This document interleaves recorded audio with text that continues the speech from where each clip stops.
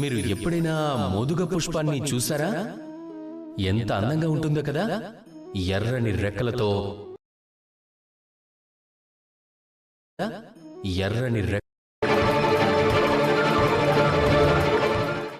మీరు ఎప్పుడైనా మోదుగ పుష్పాన్ని చూసారా? ఎంత అందంగా ఉంటుందో కదా, ఎర్రని రెక్కలతో మెరుస్తూ. కానీ అందులో సుగంధం ఏమీ ఉండదు.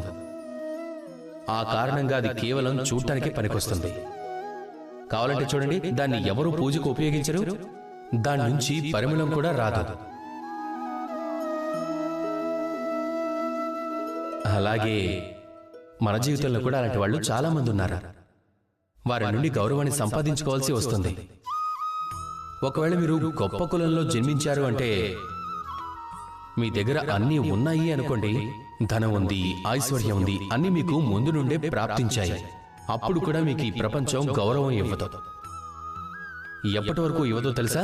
ఎప్పటి వరకైతే మీరు మీ లోపలి గుణాన్ని మేల్కొల్పేంత వరకు, మంచి పనులు చేసేంత వరకు, మీ లోపల ఈ మంచితనం అనే సుగంధాన్ని మేల్కొల్పనంత వరకు.